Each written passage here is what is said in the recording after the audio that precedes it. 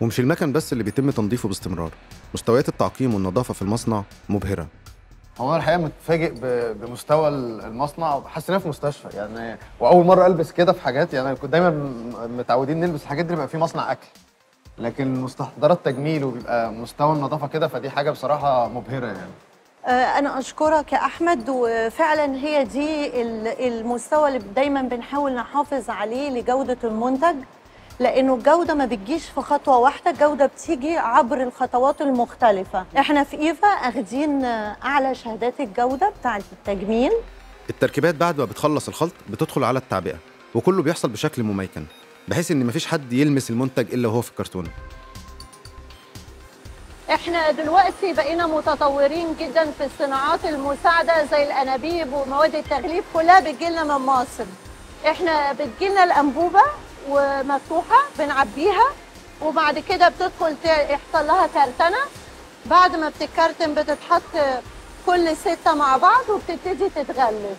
انا ما كنتش متخيل ابدا ان برضو الكريم بيوصل لحد الكرتونه من الاول، محدش بيلمسه خالص، زيه زي الاكل تقريبا يعني. فعلا اغلبيه الخطوط اوتوميتد، بنحاول نخلي الناس العماله تبص بس على الخطوط وتشرف على ان الخط شغال مظبوط. الموضوع ممكن تحس تصنيعه بسيط، بيخلطوا التركيبات بأعلى معايير النظافة والجودة وبعدين بيعبوها وبيصدروها، بس أهم جزء في عملية صناعة مواد التجميل والأدوية بيجي قبل التصنيع، وهي مرحلة البحث والتطوير في معامل على أعلى مستوى. بدأنا في القسم فيه مجموعة كبيرة من الباحثين والمطورين لكل ما هو يخص سوق الكوزماتكس. احنا دايما بنفكر هو ايه اللي المستهلك محتاجه، وايه الدراسات الاستباقيه اللي احنا ممكن نعملها علشان نبقى عارفين المستهلك هيحتاج ايه مستقبليا. وده دايما اللي بيميز ايفا كوزماتكس، ان احنا دايما مش بس بندور المستهلك محتاج ايه، احنا بندور في المستقبل ممكن يبقى محتاج ايه، وبنعمل دراسه اكلينيكيه ان احنا بنتاكد من فعاليه المنتج ده. وده دايما بنعمله في معامل خارجيه معتمده تقول لنا المنتج بتاعنا ده فعاليته هتوصل الى اي مدى مع المستهلك علشان يحقق احتياجاته.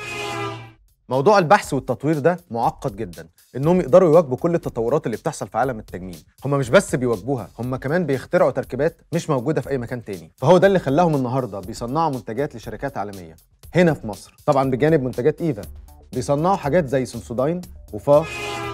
ما كنتش متخيل ان كل المنتجات دي بتحصل هنا في المصنع يعني. شفت يا احمد، المنتجات دي زي ما قلنا المنتجات اللي بتتصنع للشركات اللي وثقت في جودتنا وبتخلينا نصنع منتجاتها اذا كان لمصر او للتصدير. منهم سنسوداين، منهم فا، ومنهم براندز كتيره معروفه في مصر. والمنتجات اللي تحت العلامه بتاعه ايفا زي ما اتفقنا، اي حاجه اسمها ايفا الفكره طالعه من التيم بتاع ايفا. التنفيذ، الديزاين، التركيبه، الفورميليشن، لغايه ما احنا بنشوفها على الرف، خطوات كلها طالعه من التيم بتاع ايفا. ما شاء الله. ده انا عارفه من زمان. ده من زمان جدا، زي ما احنا قلنا في البدايه. ايفا بالجليسرين هي العلامه بتاعت ايفا. العلامه بتاعت ايفا مظبوط. دي من سنه 72.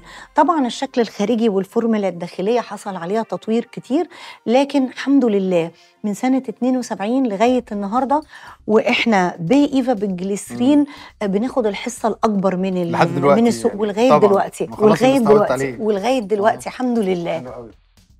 ودول برضه بشوفهم كتير بصراحه. طبعا ايفا كولاجين ده الهيرو بتاعنا. واللي جميل في المنتج دون مش بس الرينج بتاعه، ولكن الجميل ان احنا بنبيع خارج مصر اكتر من اللي بنبيعه جوه مصر. يعني الكميات بتاعه التصدير بتفوق اللي احنا بنبيعه في السوق المحلي.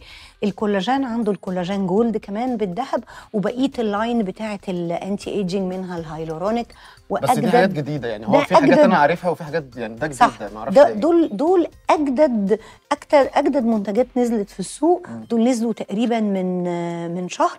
برضو انتي ايجينج، بس السيرمز بمواد فعاله مختلفه، فيتامين اي، هايلورونيك، فيتامين سي، فيتامين بي. حلو قوي. وده بصراحه عجبني جدا برضو، ما شفتوش قبل كده. حاجه فرعوني كده.